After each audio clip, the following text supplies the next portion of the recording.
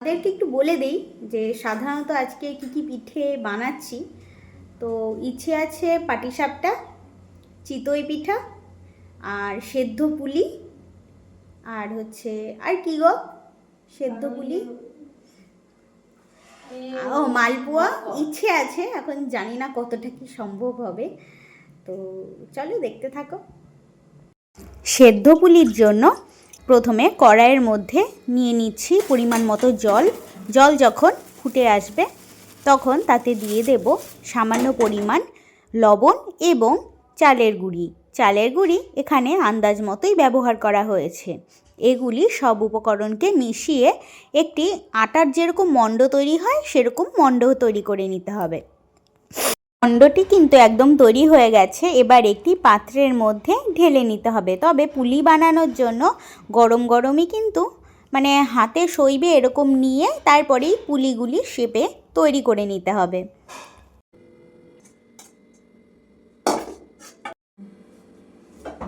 পাশে একটি পাত্রের মধ্যে পাটালি গুড় হালকা গলে গেছে, সেটিকে নিয়ে নেওয়া হচ্ছে। এবারে আমি এক এক করে পুলিগুলিকে তৈরি করে নিচ্ছি। কিভাবে বানাচ্ছি আশা করি দেখলেই বুঝতে পারবে।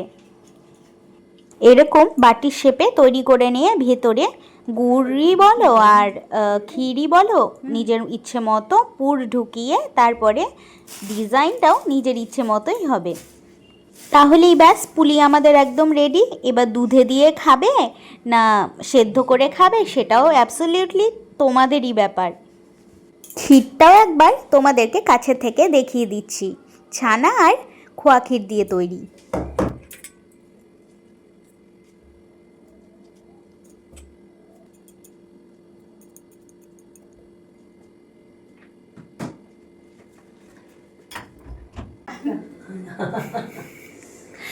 জোর কদমে পিঠা চলছে,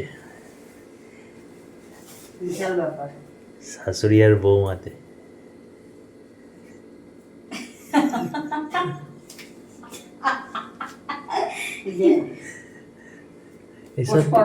এইসব পিঠে করতে গেলে নিচে বসে করতে হয়, কাঠের উনুনে ও করবে।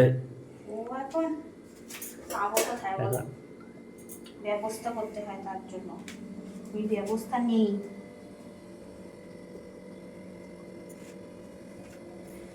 এটাকে পুলি কি কিউট না, খুব সুন্দর।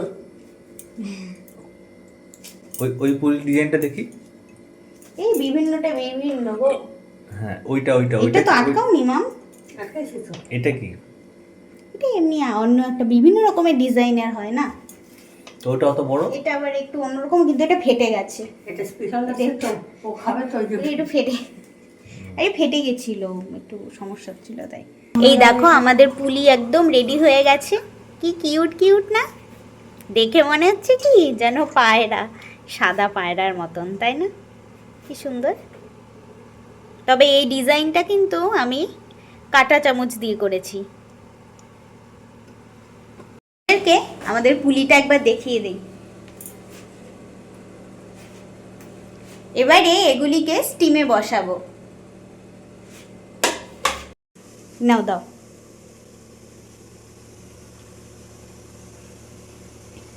গরম না, ধোয়া উঠছে না গরম? হ্যাঁ গরম, খুব গরম উঠেছে। হ্যাঁ ব্যাস, এবার ঢাকা দাও, ঢাকা দিয়ে দাও। কতক্ষণ রাখতে হবে? তাও 10 মিনিট। এটা কি বানাচ্ছ? এটা বানাচ্ছি ছাঁচের পিঠা, মানে চিতই পিঠা? চিতই পিঠা। পিঠা, আচ্ছা। চিতই পিঠার ব্যাটারের জন্য বিশেষ কিছু প্রয়োজন নেই। উষ্ণ গরম জল, তার মধ্যে পরিমাণ মতো মানে সামান্যই নুন, আর হচ্ছে পরিমাণ মতো চালের গুঁড়ো, ব্যাস এই 3টে উপকরণই যথেষ্ট, আর কিছু প্রয়োজন নেই। তারপরে হাতের সাহায্যে ভালো করে ফেটিয়ে সাঁচের মধ্যে দিয়ে দিলেই চিতই পিঠা একদম রেডি। হচ্ছে আমাদের চিতই পিঠার ছাঁচ। আমরা তো সররা মানে পাইনি, এখন না কেউ দেখি সরা বিক্রিও করতে আসে না, তো সেটা হয়নি, ওর জন্য এরকম ছাঁচ কিনে নেওয়া হয়েছে। এতেই আমরা চিতই পিঠা বানিয়ে থাকি। পুলিটা ওঠাও দেখি, হয়ে গেছে 10 মিনিট। বাহ, সুন্দর হয়ে গেছে। এটা নামিয়ে নাও, বুঝলে? তারপরে যেটা এক্সট্রা আছে ওটা বসিয়ে দিলেই হবে। দেখাও তো ঘনত্বটা, দেখো। ঠিকই আছে। তেল ব্রাশ করছো না? তেল ব্রাশ করে নি, লেগে যাবে।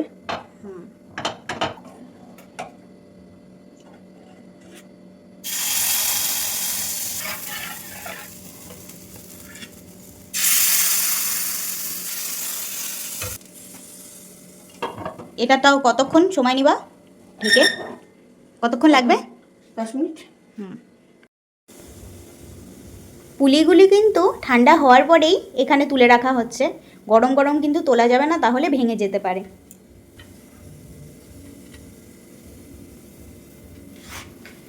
এবার আমরা ঢাকনাটা তুলে দেখবো।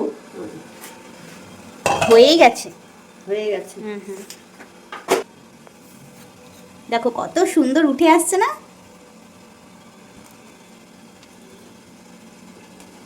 মাটির সরানি, তাতে কি হয়েছে, ব্যবস্থা ঠিক করে নিয়েছি। দারুণ হয়েছে, দেখতেও যেমন হয়েছে। এটা ছোট বানিয়েছি অগ্নি দেবতাকে প্রথম দেওয়ার জন্য।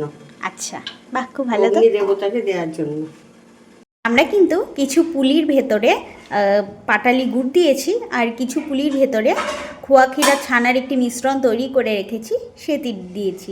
তবে আপনারা যদি চান অবশ্যই নারকেলের ব্যবহার করতে পারেন। তো 2 রকমের পিঠে বানিয়ে আমি শেয়ার করলাম।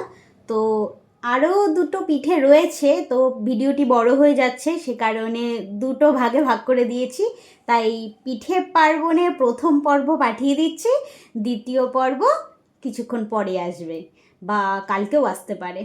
ততক্ষণের জন্য টাটা। টাটা করো বাবা, টাটা।